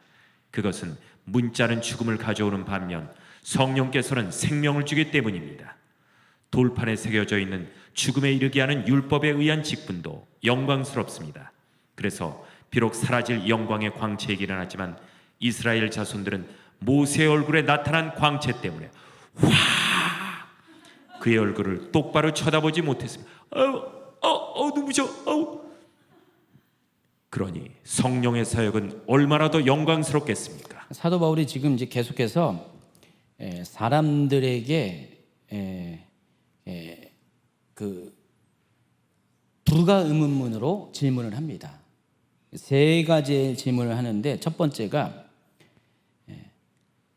돌판에 새겨진 옛 언약은 비록 사라질 영광의 광채임에도 불구하고 사람들은 그 영광, 그 광채 때문에 모세의 얼굴을 똑바로 쳐다보지 못했다. 하물며 성령의 사역으로 인한 새 언약은 얼마나 더 영광스러운 것인가. 그러니까 옛 언약인 모세의 언약과 새 언약인 복음과 성령에 의한 언약을 비교하는 것입니다. 그 영광의 빛을 비교하는 거예요. 여러분 기억나시죠? 옛날에 모세가 하나님께로 두 돌판을 갖고 내려왔을 때 그 얼굴에 하나님을 만난 그 영광의 광채로 인해 사람들이 쳐다볼 수가 없었잖아요. 그래서 수건을 눌렀잖아요. 그 사건 기억하죠? 그것을 이야기하면서 그렇게 그 옛 언약, 돌판에 새겨진 언약을 받을 때도 그렇게 영광이 찬란했는데 성령과 복음으로 받은 이 새 언약을 받을 때 그 영광은 얼마나 더 크냐 비교할 수가 없다. 그 얘기를 하고요. 또 3장 9절에는요. 사람들에게 죄가 있다고 판정하는 사역도 영광스러운데 의를 가져다 주는 사역은 얼마나 더 영광스럽겠습니까? 죄를 판정하는 사역을 누가 하죠? 율법이 하는 거잖아요. 그러니까 율법의 사역도 영광스러운데 의를 가져다 주는 사역, 복음의 사역은 얼마나 더 영광스러운 거냐. 비교해서 설명합니다. 또 3장 10절, 11절. 이런 면에서 훨씬 더 빛나는 영광과 비교해 볼 때 이전에 영광스러웠던 것은 전혀 영광스러운 것이 아니었습니다. 사라져 버릴 것도 영광스럽다면 영원히 지속될 것은 더욱 영광스러울 것입니다. 여기서 사라져 버릴 것은 뭘 가리키냐면 율법을 가리키는 것입니다. 그것도 영광스러운데 앞으로 영원히 지속될 그것은 얼마나 더 영광스러운 것인가. 여러분 혼자 읽을 때는 좀 어렵지만 이렇게 읽으면 이해하면 어렵지 않죠? 예. 바로 이것이 옛 언약인 율법과 새 언약인 복음의 차이입니다. 지금 사도 바울은 율법과 복음을 비교하는 것입니다. 그래서 옛 언약인 율법과 새 언약인 복음은 영광에 있어서 비교할 수 없는 차이점이 있다는 것입니다. 자, 그런데 그 이야기를 하는 이유가 하나님은 자신을 새 언약의 일꾼으로 세웠다는 것입니다. 바로 그 훨씬 더 영광스러운 그 언약을 담당하는 그 사역자로 자기를 세웠다는 것입니다. 그렇기 때문에 자기에게는 이런 확신과 소망이 있기 때문에 그런 상황 가운데서도 담대하고 자기에는 비록 아무런 추천서가 없다 할지라도 떳떳하다는 것입니다. 그러면서 13, 14절을 또 추가적으로 이렇게 읽어주시기 바랍니다. 그러나 이스라엘 자손들의 마음이 둔해진 까닭에 오늘날까지도 옛 언약을 읽을 때 수건을 그대로 쓰고 있습니다. 13절은 안 읽었죠? 예. 자, 보시면은 사도 바울이 여기서 하고자 하는 말이 이겁니다. 예전에 이스라엘 사람들이 자기 얼굴에 광채가 사라진 것을 똑바로 쳐다보지 못하게 하려고 수건을 썼다고 그랬잖아요.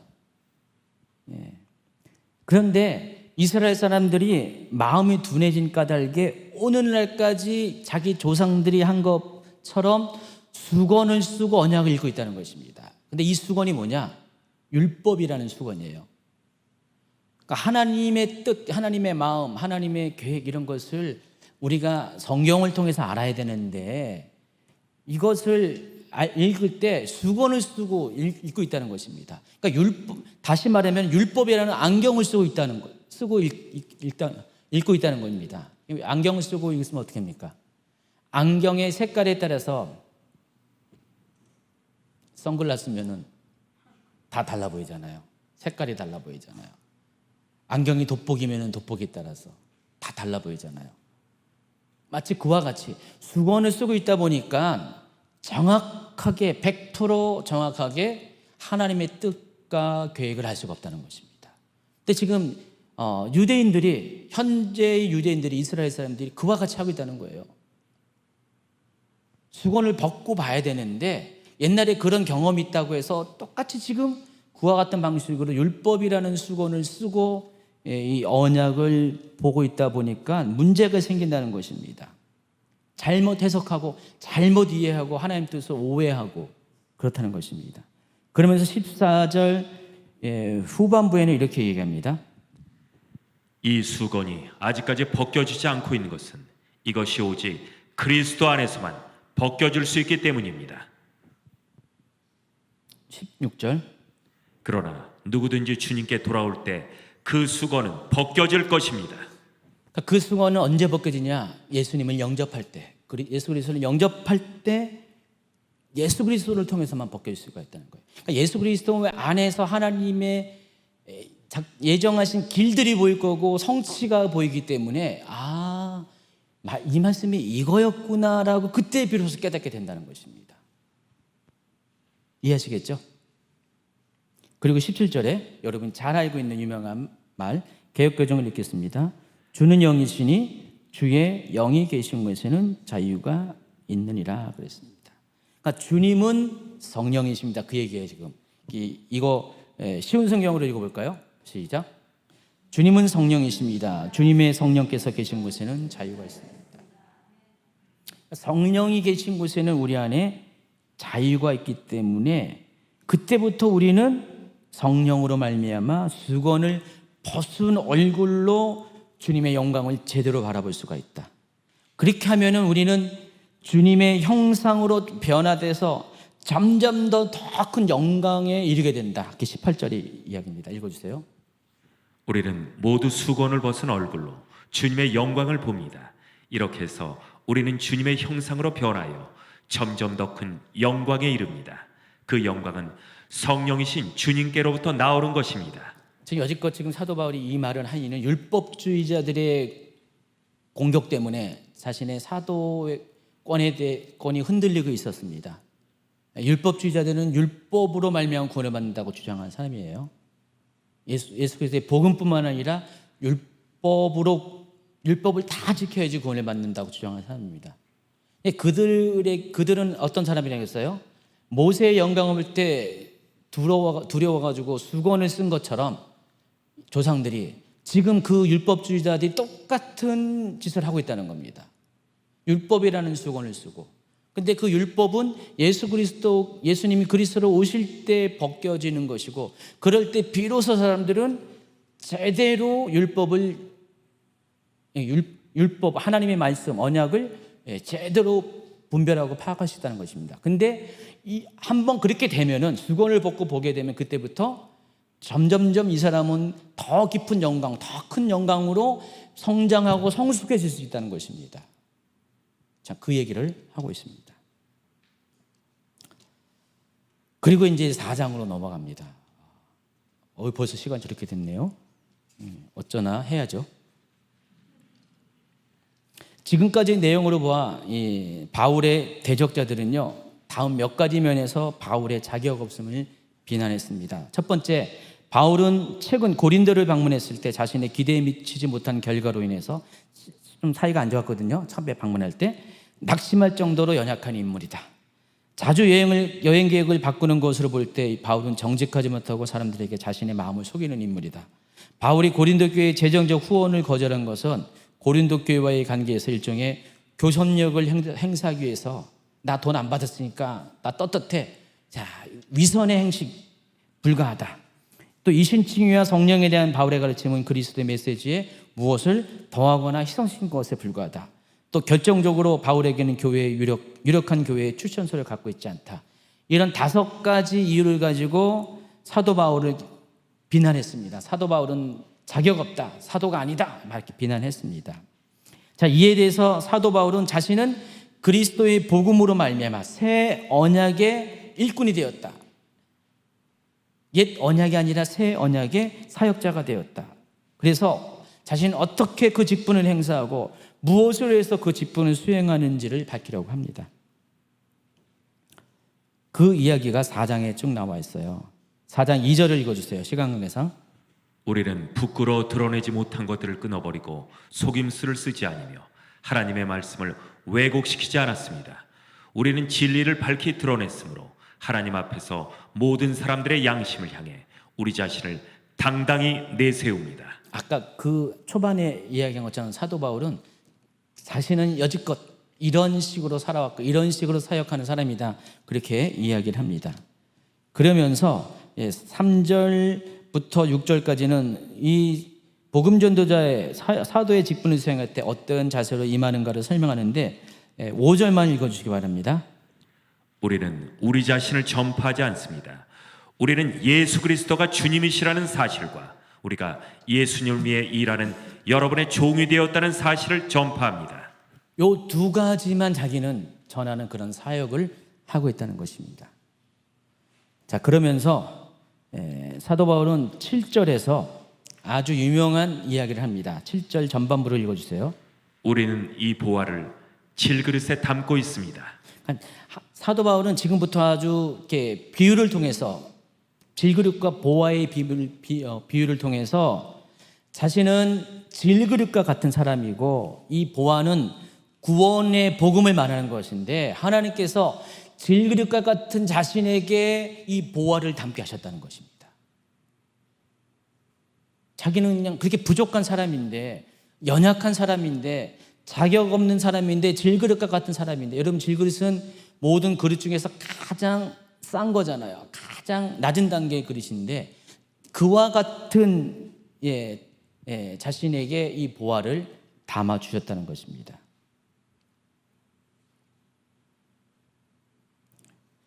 그래서 이 질그릇은 인간의 육체가 가지고 있는 한계와 연약선을 표현하는 상징이에요.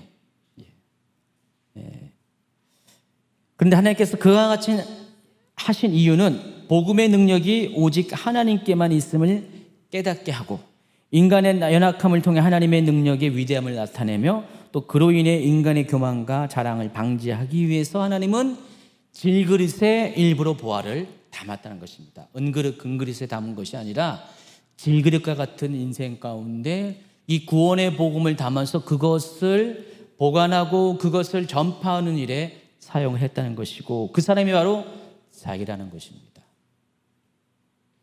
여러분도 하나님께서 여러분을 질그릇으로 사용할 수가 있습니다. 여러분 알고 보면 질그릇이 가장 좋은 거예요. 그렇죠? 하나님의 집에 금그릇도 있고 은그릇도 있고 질그릇도 있는데 토기장이 비유 아시죠? 하나님이 쓰기 나름이잖아요. 하나님의 그 주권이잖아요. 근데 알고 보면은 여기 사도 바울의 여기 얘기를 보면은 질그릇이 가장 좋은 거예요. 그렇죠? 하나님이 금그릇은 감히 못 쓰셔. 너무 그냥 유별나가지고요. 그렇잖아요. 여러분 금그릇처럼 자기 생각하는 사람한테 사용 못해요. 은그릇도 그렇고. 근데 질그릇 같은 사람은 사용하기 너무 편해요. 하나님 마음껏 사용하세요. 나는 아무 공로 없어요. 나는 아무 자격 없어요. 난 능력 없어요. 그냥 주님이 마음껏 사용하세요. 자신을 내어줄 수 있는 질그릇이거든요. 여러분 전부 다 질그릇 되기를 축원합니다. 그 얘기가 7절 후반입니다. 이것은 그 풍성한 능력이 우리에게서 나오는 것이 아니라 하나님께로부터 나오는 것임을 보이시려는 것입니다. 그러면서 8절부터 12절까지는 7절의 내용을 보충하면서 하나님께서 바울을 포함해서 연약함에도 복음을 전하는 사역자들이 어떻게 그 직분을 감당하는지를 회상합니다. 여기 보니까 우리는 사방에서 압박을 받아도 눌리지 않으며 난처한 일에 빠져도 절망하지 않습니다. 핍박을 당해서 버림을 받지 아니하며 매를 맞아 넘어져도 망하지 않습니다. 우리는 예수님의 생명이 우리 몸에서 나타나도록 하기 위해 항상 예수님의 죽으심을 우리 몸에 짊어지고 다닙니다. 나머지 절은 여러분이 읽고요. 이 말은 곧 뭐냐면은 우리가 어떤 상황에도, 실패의 상황에도, 압박의 상황에도, 난처한 일일 바에도 실패하지 않고 눌리지 않고 꿋꿋하게 이겨나갈 수 있는 이유는 바로 이것 때문에 그래요. 자기 몸에 십자가의 복음을 지니고 다니기 때문에. 여러분, 십자가의 복음이 뭐죠? 자기를 부인하고 예수님을 따르는 게 십자가의 복음입니다. 자기 몸에 그것을, 십자가의 복음을 짊어지고 다니기 때문에 어떤 상황 가운데서 자기는 능히 이길 수가 있다. 그 얘기를 하는 겁니다. 그리고 이어서 13절부터 15절에는요, 한참 더 나아가서 그리스도의 부활과 성도의 부활을 믿는 믿음, 또 하나님의 영광을 위해 사는 삶이 사역자로 하여금 직분을 감당하도록 하는 힘이 됐다는 것입니다. 지금 사도 바울 포함해서 사역자들의 이야기를 하는 것입니다. 첫 번째, 십자가에 자기는 질그릇과 같은데 연약한 사람이요, 쓸모없는 사람인데 하나님이 자기를 그렇게 사용할 수 있는 이유는 바로 자기에게는 십자가의 복음을 몸으로 짊고 다니는 그런 순종이 있고요, 또 부활을 믿는 믿음이 있었다는 것입니다. 그리고 하나님의 영광을 위해 사는 삶으로 준비가 되었다는 것입니다. 그게 13, 14, 15절에 있습니다. 그러면서 16절에는 아주 유명한 말을 하고 있습니다. 시작. 그러므로 우리는 낙심하지 않습니다. 우리의 겉사람은 점점 낡아지지만 우리의 속사람은 날마다 새로워지고 있습니다. 여기서 겉사람은 뭘 가리키죠? 인간의 육체를 가리킵니다. 드러나는 우리 육체의 삶을 말해요. 근데 그 육체의 삶은 어떻게 해요? 고난을 받으면서 점점 낡아져요. 사도 바울의 겉사람도 고난을 받으면서 점점 낡아졌습니다. 그러나 속사람은 그럴수록 더욱 강건해진다는 것입니다. 속사람은 우리의 영혼, 여러분 육체의 고난을 받을수록 여러분의 영혼은 더욱더 보석과 같이 빛날 수가 있다는 것입니다. 사도 바울이 자신의 삶을 통해서 그렇게 증명하고 있어요. 지금 자기가 살아온 게 그렇다는 것입니다. 또 17절 또 읽겠습니다. 우리가 지금 겪고 있는 가벼운 환난은 장차 우리가 받게 될 영원하고 한량없이 큰 영광을 가져야 됩니다. 사도 바울은 지금 환난을 무겁게 여기지 않고 가볍다고 표현합니다. 그러니까 장차 받을 영광에 비하면은 아무것도 아니라는 것입니다. 그리고 18절에 여러분 꼭 기억하세요. 중요한 것인데 한번 읽어볼까요? 시작. 우리는 보이는 것들의 시선을 고정시키는 것이 아니라 보이지 않는 것들의 시선을 고정합니다. 이는 보이는 것은 한순간이지만 보이지 않는 것은 영원하기 때문입니다. 그러니까 직분을 맡은 사역자들이 가져야 될 태도는 보이는 것에 시선을 고정하는 것이 아니랍니다. 보이지 않는 것들, 영원한 것에 시선을, 우리의 관심을 고정시키는 것입니다. 바로 영원하신 하나님, 영원하신 하나님의 나라, 그 가치, 그분의 뜻, 그분의 의, 그분의 말씀에 우리의 모든 시선, 관심이 주목되는 그런 사람이 바로 직분자라는 것입니다. 꼭 직분자라고 해서 우리 저와 같은 사람만 아니라 여러분 모두가 그렇다는 것입니다. 실은 여기는 사도 바울은 자기에 대해서 이야기한 건데 모든 크리스찬들은 그런 삶을 살아야 한다는 것입니다. 그러면서 더 나아가서 이제는 이와 같은 논증을 점점 끌어올려가지고 확대해서 종말론적인 표현을 가지고 이 논증을 마무리하고자 합니다. 땅에 거하는 천막집과 하늘에 있는 영원한 집으로, 이 땅에 거하는 천막집은 육체의 삶을 말하는 거고요, 또 하늘에 있는 집은 그 영원한 삶을 의미하는 건데 이 두 가지로 비교해서 설명합니다. 그래서 바울은 이렇게 말합니다. 5장 1절로 넘어갑니다. 시작. 우리는 우리가 거하는 땅에 있는 천막집이 무너지면 하늘에 있는 영원한 집이 우리에게 있다는 것을 압니다. 그것은 사람의 손으로 지은 것이 아니라 하나님께서 지으신 집입니다. 그러니까 여러분 땅에 살면서 지금 살고 있잖아요. 어딘가 살고 있잖아요. 집이 있는데 여기 집의 비유를 통해서 여기서 천막집이 의미하는 것은 여러분 육체예요. 지금 무너지고 있잖아요. 지금 점점. 오늘도 무너졌잖아요. 여러분의 육체의 집이 한 축 한 축 날마다 무너지고 있지 않습니까? 안 무너졌어야지. 날마다 보수하고 있나요, 그럼? 예. 근데 언젠가는 다 무너질 겁니다. 그렇죠?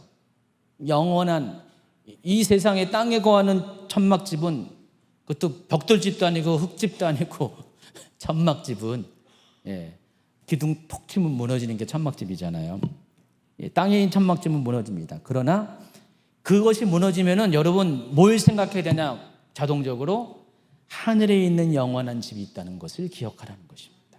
근데 이 집은 무너지지 않은 거예요. 왜냐하면 우리 손으로 지은 것이 아니라 하나님께서 지은 것이기 때문에. 그래서 이제 여러분 이제 2절, 3절, 4절은 읽어주세요. 전사님이. 우리는 이 천막집에 살면서 하늘에 있는 우리의 집을 덧입게 될 것을 고대하면서 신음하고 있습니다. 우리가 그것을 덧입게 되면 벌거벗은 몸으로 나타나지는 않을 것입니다. 우리는 이 천막집에서 사는 동안 무거운 짐에 눌려 신음하고 있습니다.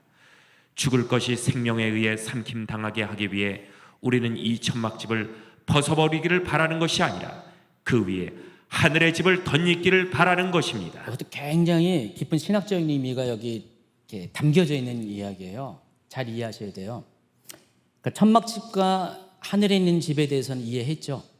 근데 사도 바울은 여기 한층 더 나아가서 이 천막집에 살면서 하늘에 있는 우리의 집을 덧입게 될 것이다. 그것을 고대하면서 우리는 이 땅에서의 삶은 신음하면서 살고 있다는 것입니다. 벗어버리는 것이 아니라 덧입는다는 것입니다. 여러분 이렇게 지금 우리 천막집은 안 좋은 거잖아요. 육체에 한계가 있고요. 연약한 거잖아요. 부족한 거잖아요. 불안정한 거잖아요. 여러분 같으면 웬만하면 벗어버리고 싶잖아요. 근데 사도 바울은 벗어버리는 것이 아니라 오히려 하늘에 있는 영원한 집을 덧입는 것으로 표현했습니다. 근데 이 이야기가 뭘 이야기하냐면은 바로 성도의 부활에 관해서 이야기하는 것입니다. 그것을 얘기하는 거예요. 관점이. 그 뜻이 이겁니다. 여러분이 죽게 되면 여러분의 육체가 없어지는 게 아니라는 것입니다. 하늘의 것을 덧입는다는 것이에요. 이게 부활이래요. 이게 변화예요. 여러분 부활의 본질은 그거예요. 사도 바울이 지난번에 15장에서 부활에 대한 이야기를 했는데 이 부활은 앞에 있는 모든 것들이 없어지는 것이 아니라 그것을 토대로 본질이 바뀌는 거야. 전에는 땅에 있던 것이 육체에 있던 것들이 영원하고 하늘에 있는 것으로 본질이 바뀌어서 덧입는 겁니다. 사도 바울이 그때 얘기했잖아요. 그렇게 그런 체인지가 있는데 이게 씨라고. 씨가 없이 열매가 없다고 했잖아요. 그러니까 우리 육체 자체가 있어야지, 원래 있는 육체가 있어야지 그 성장한 열매가 있는 것이 영적인 원리라고 했잖아요. 사도 바울은 그런 측면에서 지금 똑같이 얘기하는 거예요. 그러니까 우리의 육체의 옷이 벗어버리는 것이 아니라 이 땅의 옷을 벗어버리는 것이 아니라 우리가 부활이 되면은 부활 때가 되면 하늘의 옷으로 덧입는 사람이 된다. 이 하늘의 옷은 완벽하고 영원하고 결점이 없는 그런 옷이다. 그것을 고대하라. 그 얘기를 하고 있습니다. 그리고 마지막으로 5절부터 10절까지는 하나님께서는 우리에게 이 사실을 보증하기 위해서 성령을 주셨다. 그렇기 때문에 우리는 확신 가운데 설 수 있다는 것으로 마칩니다. 오늘은 시간 관계상 여기까지만 준비했는데 다음 주에는 11절부터 계속해서 이 사도 바울의 자기의 사도직에 대한 그 변증이 계속 이어집니다. 오늘 주제 2가 다음 주에 하게 될 것입니다. 그래서 오늘 이 말씀을 통해서 여러분 그래요. 우리 고린도 후서를 기록한 사도 바울의 그 기록 목적 자체가 굉장히 처절했다는 것을 아시기 바랍니다. 사도 바울은 이 고린도후서를 쓸 때 이 쓰기까지의 이 과정 속에 얼마나 마음의 아픔과 슬픔과 많은 그 고뇌 가운데 이 편지를 썼는지. 항상 이 고린도 교회는 사도 바울에게요, 병 주고 약 주는 교회인 것 같아요. 사도 바울을 아프게 하고 결국은 그걸 통해서 그 약을 우리가 또 얻어먹잖아요. 오늘날까지. 그게 바로 신약이잖아요. 고린도 신약. 여러분 오늘 이 말씀을 이렇게 여러분 가운데 잘 적용하셔가지고요, 이 마지막처럼 하나님의 사람은요, 십자가의 복음과 더불어서 부활의 그 영광, 부활의 몸을 고대하고 또 성령에 속한 거룩한 삶을 사는 그런 사람이 되어야 합니다. 여러분 모두가 그렇게 되길 예수님 축원합니다.